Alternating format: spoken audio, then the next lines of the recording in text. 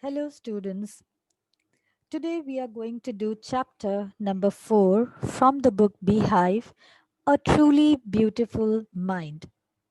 This chapter is about an all time genius, Albert Einstein, one of the greatest scientists of the world. The title of the chapter, A Truly Beautiful Mind, it refers to this great personality, Albert Einstein. This is a short biography of his where some of his qualities have been highlighted. Albert's interest in mathematics and physics, and also his humanitarian attribute. Through this chapter, we get to know how a slow learner child goes on to win the world's greatest award, Nobel Prize, for his wonderful discoveries and inventions in physics. We also get a peep into his life, his struggle in education and personal life, and then his rise to fame and glory. A truly beautiful mind makes one wonder that how a scientist's mind can be beautiful. It is so because in this lesson we come across another aspect of Einstein. He was a humanitarian. He advocated world peace, non-violence, and that is why the title refers to him as a truly beautiful mind, and thus he is remembered even today as a world's citizen. So let us start reading the chapter Albert Einstein, that is a truly beautiful mind. Albert Einstein was born on 14th March 1879 in the German city of Ulm without any indication that he was destined for greatness. So he was born in the city of Ulm in Germany. And when he was a child, no one could predict that one day he would become a great scientist. He was like all the other children. On the contrary, his mother thought Albert was a freak. To her, his head seemed too large. Now, freak here means a word which is used to talk about a person who is little unusual and does not behave, look, or think like others. So, Albert's mother thought that Albert was a freak because he did not behave or talk or look like normal people, and thus there was another reason. To her, his head seemed much too large. That means he was different from other children, as when he was born, his head was little larger in size than the other normal children. So, in comparison to other children's head, head size was little bit big. At the age of 2.5, Einstein still wasn't talking. When he finally did learn to speak, he uttered everything twice. Now, there was another thing that Albert started talking when he was of 2.5 years of age. And finally, when Albert started speaking, he used to repeat the words and he used to repeat it twice.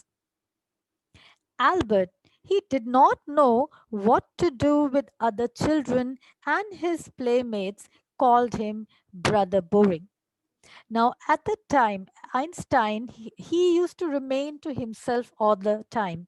And he did not know what to do with the children, other children, how to play with other children. And that's why the children, his fellow mates, they used to consider him dull. They used to consider him boring. And that's why they started calling him as Brother Boring. Now, see here in the box here, blue box, one incident is mentioned. This is about when Albert started talking. It is said that Otto Neugebauer, the historian of ancient mathematics, told a story about the boy Einstein that he characterizes as a legend, but that seems fairly authentic. As he was a late talker, his parents were worried. At last, at the supper table one night, he broke his silence to say, "The soup is too hot." Greatly relieved, his parents asked why he had never said a word before. Albert replied, because up to now everything was in order. So this shows that how he was quite brilliant and intelligent from the very beginning. There was no such kind of thing that is problematic thing with Albert Einstein. He did not speak at a very young age, because he said that he never felt the necessity of speaking because everything used to be in order. And when he found the soup to be little hot, at that moment he said that he spoke these words, the soup is too hot, and he spoke without stammering, without even repeating the words. So the parents, they were greatly relieved. So we see that as Albert Einstein, he was considered rather boring, as a boring child. So this youngster played by himself much of the time. That means he d- uh, he used to play all by himself. He never used to mix up with the other children. So he started playing all by himself. He especially loved mechanical toys. Looking at his newborn sister Marja, he said to have said, "Fine, but where are our wheels?" So, as from the very beginning, since his childhood, Albert he loved playing with the mechanical toys, especially the toys which had wheels like automated cars, airplanes, etc.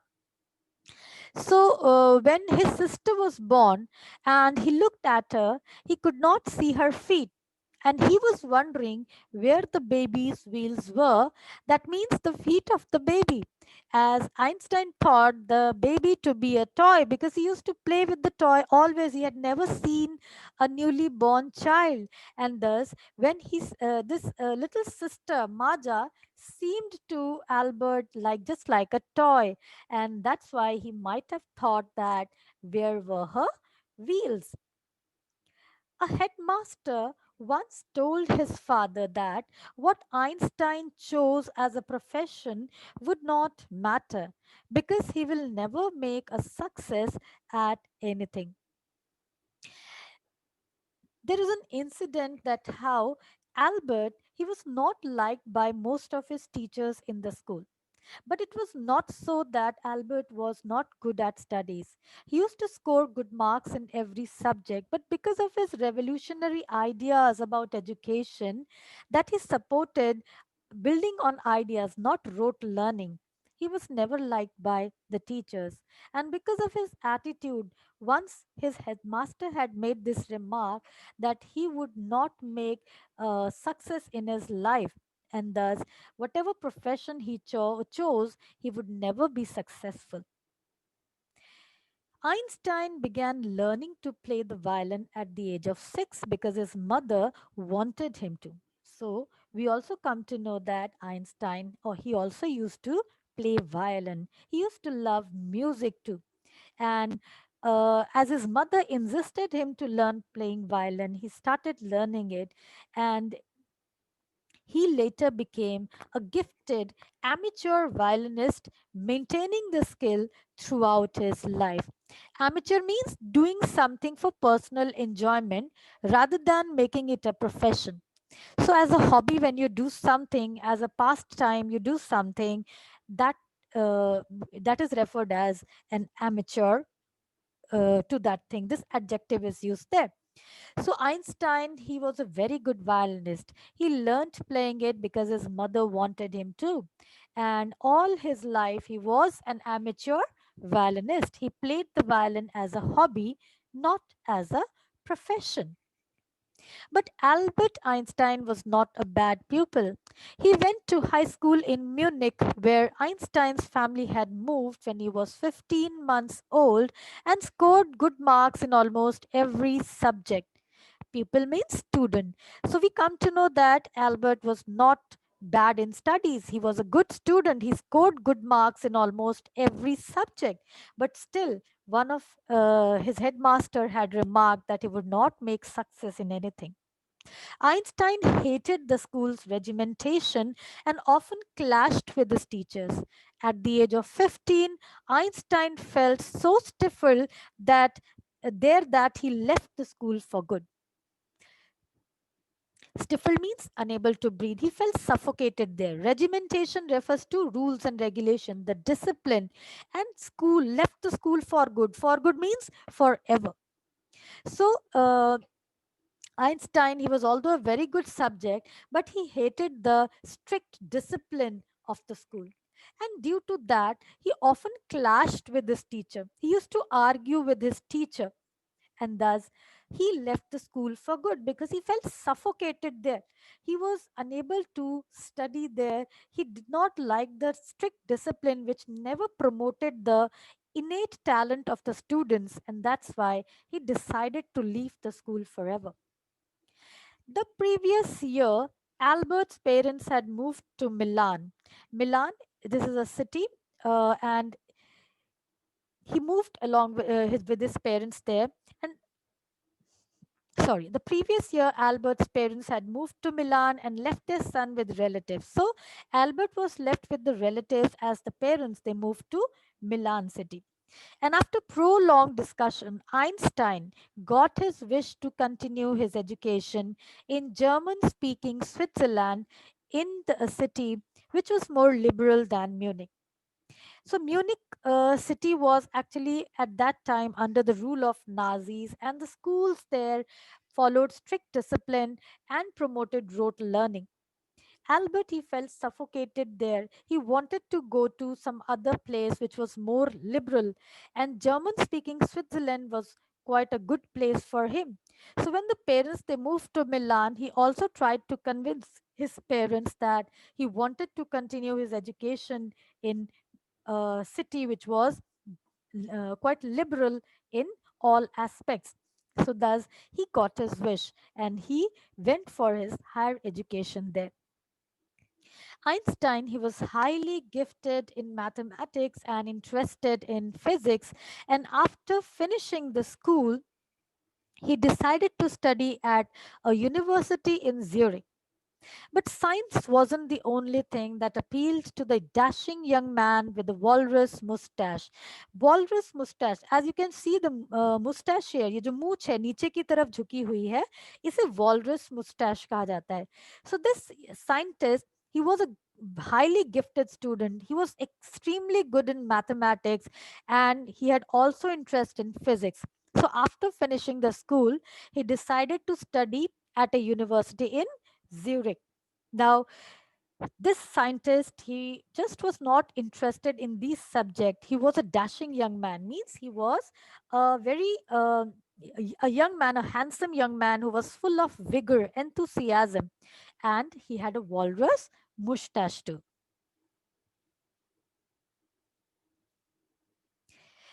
He also felt a special interest in a fellow student, Mileva Marek, whom he found to be a clever creature. So, along with his interest in physics and mathematics, he was also interested in a fellow student, and whose name was Mileva Marek. He found that she was also a clever person. She was as intelligent as Einstein. So, this young Serb had come to Switzerland because the university in Zurich was one of the few in Europe where women could get degrees. As we have already read, that this was a liberal city. So, this young Serb means a person belonging to Serbia. So, she was from Serbia and she had come to this university because she also wanted to go for higher studies. And in this university, at this university, the women were also given admission. So she could get her degree, she could complete her degree easily there. And thus she had come to Switzerland to join the university in Zurich. Einstein saw in her an ally against the Philistine. An ally means a support, a friend in uh, Mileva, because she was also against the Philistine. Philistines, which is a word used disapprovingly to talk about people who do not like art, literature, or music. And thus they became good friends. And So those people in his family and at the university with whom he was constantly at odds. So Albert, he used to have clashes with his family and also with the people who were at the university, whom they used to call as Philistines, who never liked music, literature, or art. And Einstein was constantly at odds with them. Means he used to have certain kind of conflicts with them, and thus he was not in good terms with them, and thus he found Mileva to be a good friend there at the university. The couple also fell in love. Letters survive in which they put their affection into words. Letters survive means, as an evidence, still those letters are there, which shows that how they were affectionate towards each other. So they put their affection into words, mixing science with tenderness. Wrote Einstein, "How happy and proud I shall be when we both have brought our work on relativity to a victorious conclusion." Victorious conclusion means successfully completing their research work on the theory of relativity. So he says that uh, he also wrote a letter showing, it was an example that how much he loved Mileva and how much they together used to enjoy working together. And thus this letter is an example where he writes to Mileva that he was happy and proud that they both were working on the project of solving this relativity theory. Next, we are told about the life of Albert, that how after graduation, what he did. So, in 1900, at the age of 21, Albert Einstein was a university graduate and unemployed. So, after completing graduation, Albert was still unable to find a job. He was unemployed and he worked as a teaching assistant. He gave private lessons and finally secured a job in 1902 as a technical expert in the patent office in Bern. Patent means a document which gives the rights of an invention to an inventor. That means that invention is then booked in his name. So it was the year in 1900 when he completed his graduation, but he was still unemployed, and then he secured a job. He also used to work as a tech teaching assistant, and then he gave private tuitions also, and then he got a job as a technical expert as a in the patent office. And what he was supposed to do there, he was supposed to be assessing others people's invention. So he used to check other people's invention and giving patent, writing patents on them.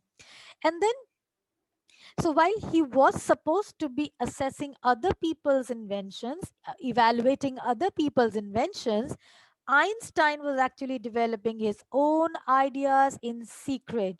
So he was he used to work as a in the patent office as a technical expert, looking on the research work of others and then issuing the certificate of patent to them. But there also he was working on his secret theory. He used to work secretly there, developing his own theory on relativity. Einstein was actually developing his own ideas in secret. He is said to have jokingly called his desk drawer at the work the Bureau of Theoretical Physics. Why? Because he used to hide all his secret papers, the research work papers, secretly in the drawer of the table, and he used to call that table to be the Bureau of Theoretical Physics. One of the famous papers of 1905 was Einstein's special theory of relativity, according to which time and distance are not absolute. So, in the year 1905, Einstein he published his first paper, and it was about special theory of relativity. And then in this publication, it was written that measurement of time and distance is not absolute; it depended on something else. Indeed, two perfectly accurate clocks will not continue to show the same time if they come together again after a journey, if one of them has been moving very fast relative to the other. So, according to the theory, the example is given that if there are two clocks and both are moving, they will not show the same time. One clock will move faster than the other. So, from this followed the world's most famous formula, which describes the relationship between the mass and energy, that is, E is equal to mc squared. So, in mathematical expression, we see the equation E stands for energy, M for mass, and C for speed of the light in a vacuum about 3 lakh kilometers per second. One example is also given there. Your physics teacher can explain the concept in a better way. You can also always ask your physics teacher to explain it. That when you sit with a nice girl for 2 hours, it seems like 2 minutes. And when you sit on a hot stove for 2 minutes, it seems like 2 hours. That's relativity. And this was said by Albert Einstein. So see how funny example is given that when you sit with a nice girl, suppose you're watching a favorite movie, time passes, you don't even realize that 2 hours or 3 hours, how it just those time passed. But when you sit with some boring person, it feels like the 2 minutes were like 2 hours. So this is given to justify the theory that is E is equal to mc square.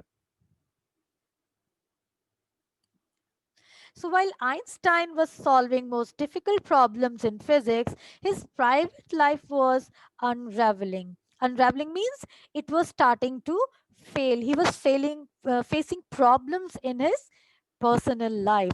So though he was solving the complicated problems in physics for the world, his personal life started becoming problematic and he started to fail in his personal life. Albert had wanted to marry Mileva right after finishing his studies, but his mother was against it. So Albert Einstein, he wanted to marry Mileva Marek soon after he finished his studies, but his mother, she was against their marriage. She thought Mileva, who was 3 years older than her son, was too old for him. So his mother thought that Mileva Marek, she was 3 years elder to Albert Einstein, so she was quite old for him. She was also bothered by Mileva's intelligence.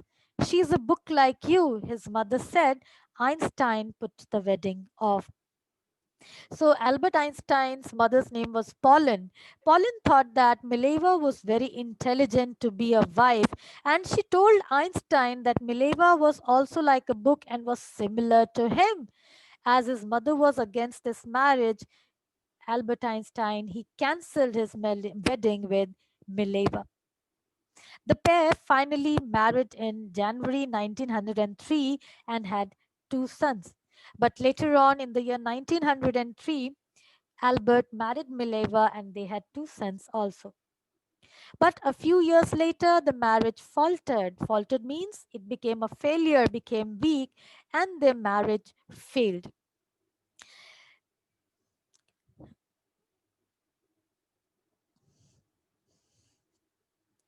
Mileva, meanwhile, was losing her intellectual ambition and became an unhappy housewife. After years of constant fighting, the couple finally divorced in 1919. Einstein married his cousin Elsa the same year. So, Mileva Marek, she was an intelligent girl, but being a housewife, she could not cope up with her ambitions. She could not fulfill her ambitions, and so she started becoming unhappy. Mileva, she was unhappy with her marriage, and so she could not fulfill her career dreams. And finally, in the year 1919, the couple they got separated. So, and right after that, Einstein he married his cousin Elsa the same year.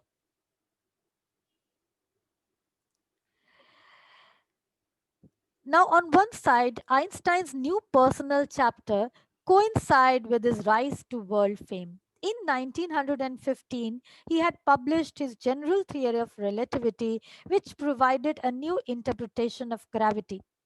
An eclipse of the sun in 1919 brought proof that it was accurate. Einstein had correctly calculated in advance the extent to which the light from fixed stars would be deflected through the sun's gravitational field. The newspapers proclaimed his work as a scientific revolution. So we see that how on one side, when his life was actually going through different stages, he was rising to his name and fame. In 1915 he published the theory general theory of relativity, which gave a new interpretation to the gravity. So there was a solar eclipse in the year 1919, which proved that Albert Einstein's general theory of relativity was absolutely correct. Albert had calculated in the year 1915 that in the year 1919 there would be a solar eclipse, and due to it, the apparent position of the stars would change to some extent. His calculation was accurate, and thus it was announced that Albert Einstein's work was a scientific revolution. Einstein received the Nobel Prize for Physics in 1921. So, because of his research work in the field of physics, he was awarded with the Nobel Prize in the year 1921. He was showered with honors and invitations from all over the world and lauded by the press. Lauded means appreciated, praised by the press. So he was appreciated everywhere. People started recognizing him and he became a famous personality. He received honors and invitations from all over the world, and his name was everywhere in the press. Later in the years, when the Nazis came to power in Germany in 1933, Einstein emigrated to United States. 5 years later, the discovery of nuclear fission in Berlin had American physicists in an uproar. Uproar means very upset. So when the Germany they came under the power of Nazis, when Germany was under the rule of Nazis. Now Nazis, we know that it was under the dictatorship leadership of Adolf Hitler at that time, and Hitler it the rule was actually the rule of dictatorship. It was an autocratic government where there was harsh control authority over everything, and thus Einstein felt that the liberty would not be provided to the scientists there. He felt something that he emigrated to United States. And after 5 years, the discovery of nuclear fission, the formula of the atom bomb, it actually made the scientists, American physicists, quite upset. Many of them had fled from fascism just as Einstein had, and now they were afraid the Nazis could build and use an atomic bomb. Fascism, it refers to the dictatorship, it refers to an autocratic government. So, a government which has a harsh control over everything. So Einstein, he had fled from Germany just because of this reason, and then other scientists also they left Germany, and then they were also afraid that Nazis they had developed the formula of nuclear fission, that now they could build and use this atom bomb. So they were afraid because scientists they always work for the betterment of mankind, and they were afraid that Nazis they could misuse the power of atom bomb. So, at the urging of a colleague means a person who works along with you, and thus, at the request of a colleague, Einstein he wrote a letter to the American president. So, American President Franklin D. Roosevelt on 2nd August 1939, in which he warned a single bomb of this type exploded in a port might very well destroy the whole port together with some of the surrounding territory. So, at the request of a colleague, Einstein he wrote a letter to the President of America, who was at that time Franklin D. Roosevelt, and he warned him that the atomic bomb, which was developed by the Germany, was very powerful. And, and if one of these bombs exploded on any port, it will not only destroy the area, but also it would destroy the surrounding territory. And this shows that Einstein's humanitarian quality. He wanted good for people, he wanted peace in the world, and that is why he wrote about his concern to the President of America and warned him. His words did not fail to have an effect. So, Albert Einstein letter had an impact on Franklin D. Roosevelt. The Americans developed an atomic bomb in a secret project of their own and dropped it on the Japanese cities of Hiroshima and Nagasaki in August 1945. So, yes, the impact was there of the letters, and the impact was that the Americans too developed the atomic bomb secretly, and they dropped it on the two cities of Japan, that is Hiroshima and Nagasaki. And the destruction, we all are aware of that destruction. So, the Germans had just developed the atomic bomb. They did not use it in any of the country, but Americans did. Einstein was deeply shaken by the extent of the destruction. Einstein was deeply moved. He was badly hurt with the effect of the destruction that was there. This time, he wrote a public missive to the United Nations. Missive refers to an official, long official letter. So here, he wrote an official letter to the United Nations organization. In it, he proposed the formation of a world government. Unlike the letter to Roosevelt, this one made no impact. Albert Einstein, in the public missive, he proposed to form a world government, to form the world government so that to keep an eye on the activities of these kind of weapons. But this letter did not bear any fruit.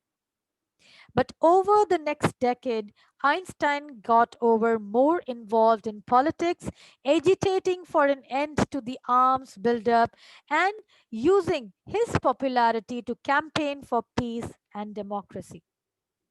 So he involved himself in the politics, and thus he started revolutions protesting against the use and manufacture of these kind of arms and ammunition. So we see that how he involved himself into the world peace. He was involved in politics, and his agenda was to stop the countries from manufacturing these kind of arms and weapons, and thus he started campaigning for the world peace and democracy. He wanted world peace and freedom for people. So he started agitating against the use of arms, and thus his popularity, you started using his popularity, his name and fame to promote peace and democracy. When Einstein died in 1955 at the age of 17, he was celebrated as a visionary and world citizen as much as a scientific genius. So we see that Einstein, he could foresee the future.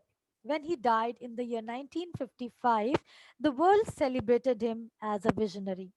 He was a world citizen and a scientific genius too. Why a world citizen? Because he just not thought of one country. He thought of the whole world. And because of his visionary attitude, he could foresee the future. He knew that how Nazis could misuse the atomic bomb, and thus he had warned the President of America. He used to work for the betterment of the mankind, and that is why, apart from being a scientific genius, he was regarded as a visionary and a world citizen. So, dear students, this is about Albert Einstein, and through this chapter, we come to know that how highly gifted he was in mathematics and physics, and how he rose to name and fame. Thus, we see that this chapter, it underlines the idea that one can achieve anything provided one is fully dedicated and hardworking. If one is determined, no obstacle can block one's way to success. And this is revealed amply by Albert Einstein's life, a struggle of hard work and devotion. From his very childhood, he was focused on scientific and technological issues. He had his own original ideas too. That is why he clashed with his teachers on many issues. His work on theory of relativity brought him a worldwide fame. He was honored with the Nobel Prize. As he had a beautiful mind, he was horrified at the misuse of his ideas in the making the atom bomb. He opposed its making and continued to work against its use. And thus, we see that the title of the chapter is also aptly chosen, A Truly Beautiful Mind, which is apt and suggestive. I hope the chapter is all clear to you, students. Thank you very much. Have a nice day.